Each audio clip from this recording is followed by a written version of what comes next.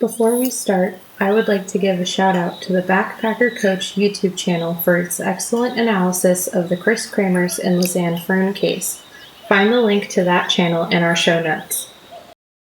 On February 4th, 2004, Maura Murray was driving her 1996 green Saturn on Lonely Highway 112 in New Hampshire. She spun out and crashed on an icy corner near the town of Haverhill. She was seen by neighbors standing near her car. When the police showed up 7 minutes later, she was gone, never to be seen again. Maura's case still garners massive public attention, including a podcast with over 100 episodes and an 8-part special on the Oxygen channel. In August of 2021, van life girl Gabby Petito went missing in the Bridgerton National Park. The disappearance of Gabby would get the attention of the traditional media, the FBI, and social media platforms.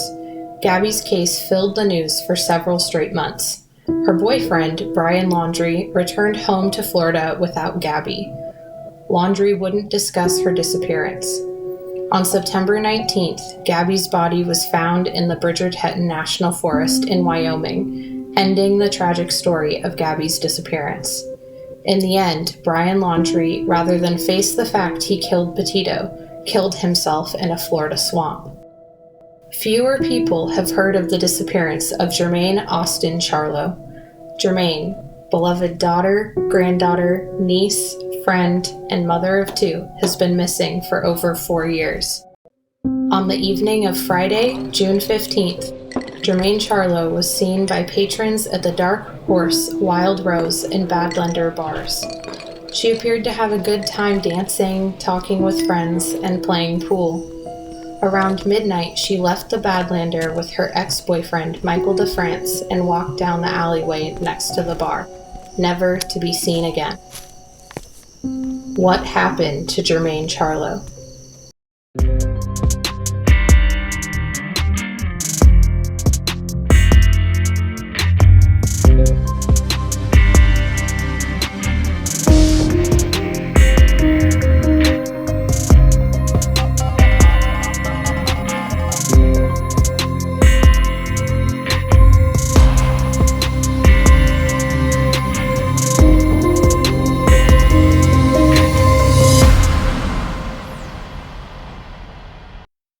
Keep this channel alive, and please subscribe, like, and share. No one has been charged in the disappearance of Jermain Charlo, and the people in this video are real people who are considered innocent until proven guilty.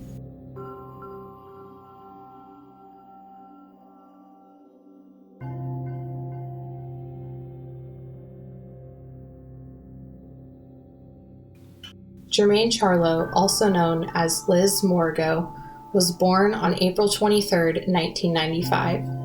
At the time of her disappearance, she was 23 years old. She is 5 foot 9 inches tall and weighs approximately 130 pounds. Jermain was last seen wearing jeans, cowboy boots, a gray hooded sweatshirt, and a tan and blue baseball cap. She has a flower tattoo on her chest and a deer tattoo on her left shoulder blade. Jermain is enrolled in the Confederated Salish and Kootenai tribes of the Flathead Reservation. Jermain loved the outdoors, where she fished and hiked. When she was inside, Jermain loved doing art and writing. Jermain regularly posted on social media, sometimes multiple times a day on various platforms. But on Saturday, June 16th, there were no posts from her. Vicky Morgo, Jermain's grandmother, began to worry when Jermain didn't return her calls. This wasn't like Jermain. She contacted Jermain's boyfriend, Jacob Love. Love hadn't heard from Jermain either, and he was also concerned. Vicky also contacted her ex-boyfriend and the father of Jermain's 2 boys, Michael Defrance. Defrance told Vicky that he dropped Jermain off at the Orange Street Food Farm. Vicky recalls Michael telling her he should have followed Jermain, a statement that Vicky found odd at the time. On Tuesday, no one had heard from Jermain for 4 days, and her aunt, Valenda Morgo, filed a missing persons report. The police would later state that the report wasn't logged until the next day, Wednesday, June 20th.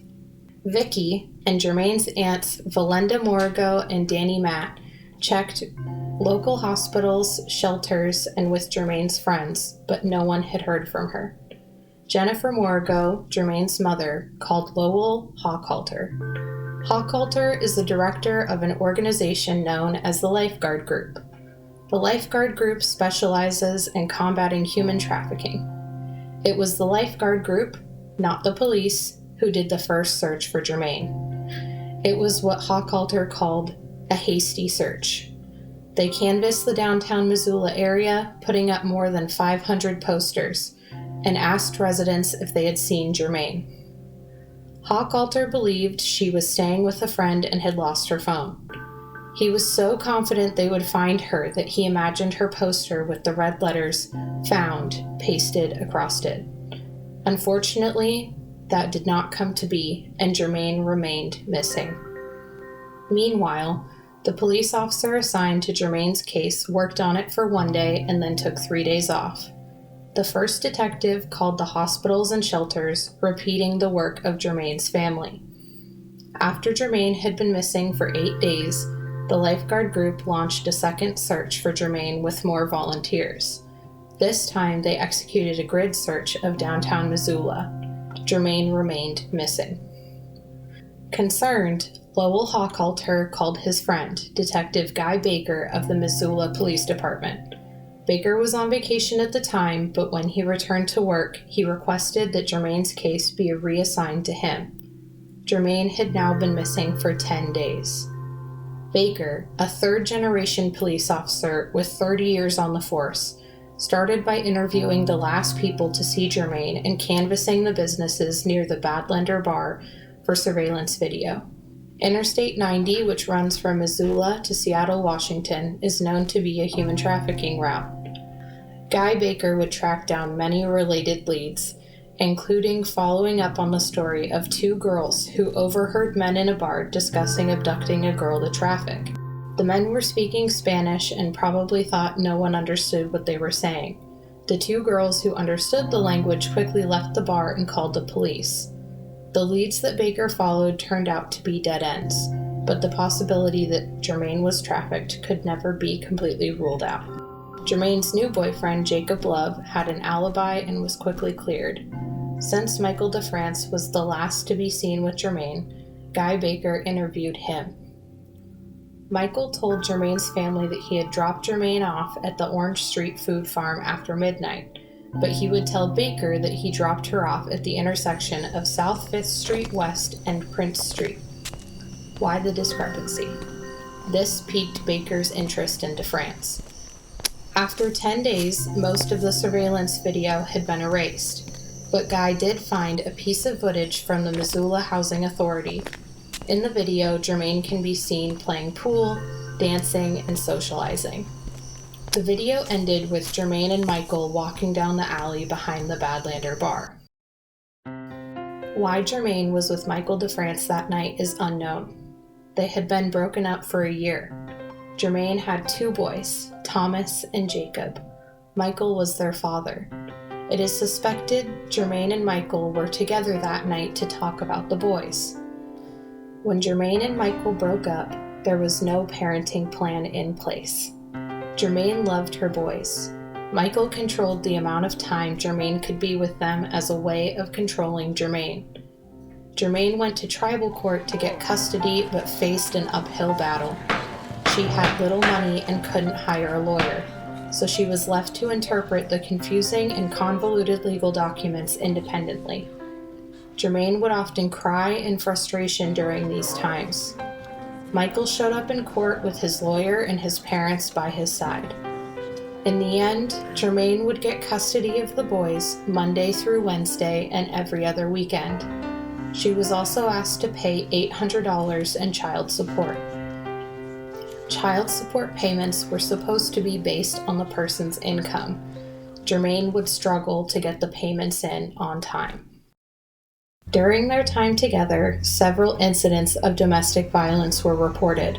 Before midnight on April 13, 2013, a police officer was called to a domestic incident in the small town of Dixon Agency, Montana. When Officer Largent arrived on the scene, he saw that 2 tribal police had detained a man. A woman was sitting on the steps of the motorhome they lived in. Her name was Jermain Austin Charlo, then only 17. According to Jermaine, Michael had followed her out of the motorhome and held her down on the van's hood. He then proceeded to hit her 4 times in the face, knocking her to the ground, and then he spat on her. Since Jermaine was a minor, her mother, Jennifer Morrigo, requested charges be brought against Michael. Michael admitted to hitting Jermaine, but he would later get a lawyer and try to fight the charges. Ultimately, he pled guilty and was charged with a misdemeanor, which carried a sentence of a day in jail, a fine, the loss of his firearm privileges for a year, and 40 hours of domestic violence counseling. Unfortunately, this may not have been the first time Michael was cruel to Jermaine. Michael has a conviction for the assault of a domestic partner in 2011. It is uncertain if Jermaine was involved. Michael was a minor then, and the court records have been sealed.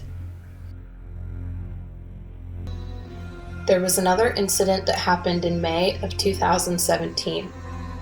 Jermaine and Michael were broken up then, but Michael convinced her to go to a Def Leppard concert. On the way back, something happened, and Michael shoved Jermaine from the moving car along Interstate 90 near Boulder, Montana. Jermaine was shaken and frightened. Luckily, Jermaine was picked up by a police officer. She contacted her family on Facebook, asking for someone to pick her up. Michael was charged with a second offense of partner abuse, but for some reason, the charges were later dropped. Michael claimed his actions were in self-defense. Through the fall of 2017 and the spring of 2018, Michael and Jermaine were together off and on, but having kids meant they had to stay in contact. During this period, police were called to handle domestic disputes between Jermaine and Michael. Detective DeBert of the Missoula County Sheriff's Department would also find that Jermaine's cell phone pinged a cell tower in the Avaro, Montana area, which is near the Defrance family home, from 2 a.m. to 10 a.m. on Saturday, June 16th. The search warrants written by Guy Baker were sealed so that the press couldn't access them. However, there were several search warrants by Detective DeBert of the Missoula County Sheriff's Department. A search of Michael's residence in Avaro was executed on June 27th. They were looking for Jermaine's clothing and cell phone. No items of Jermaine's were found in this search. DeBert would also issue a warrant to Google for both Michael Defrance's and Jermaine's cell phone records. Google complied. It was found that Jermaine and Michael's phones were tracked together until 10 a.m. on June 16th. The Missoula Sheriff's Department also asked for the right to surveil the Defrance family residence for 10 days. The warrant stated the possibility that Michael might return to a gravesite to conceal or tamper with evidence of a crime.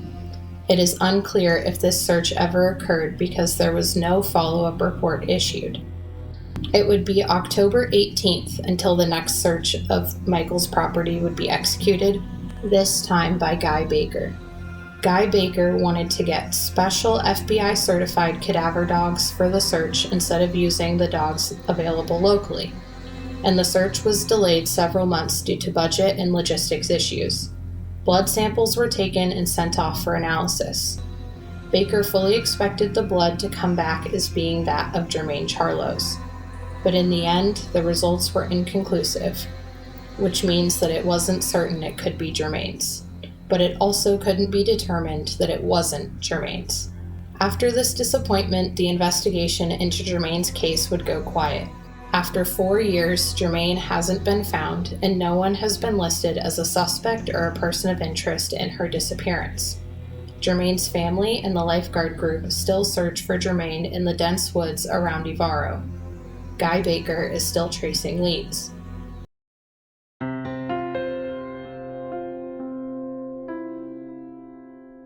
In many Native American cultures, after praying, tobacco wrapped in cloth is burned.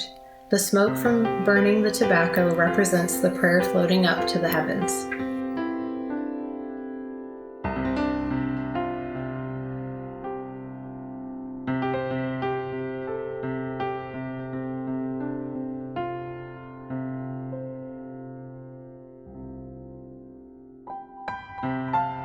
Please learn more about Jermain Charlo. Watch Stolen, The Search for Jermain Charlo, an excellent podcast by Connie Walker. Follow the link in our show notes. During the production of this video, a sad anniversary passed. As of November 28th, 2022, Emma Filipoff, who was the subject of this channel's first episode, has now been missing for 10 years. Emma's disappearance had a devastating effect on her mother, Shelley. Don't let this happen to Jermaine's family. If you know anything about the disappearance of Jermain Charlo, call Detective Guy Baker of the Missoula Police Department at 406-552-6300. Please like, share, and subscribe to this channel. And if you or anyone you know has a loved one that is missing, please fill out our case submission form. There's a link in this video's show notes.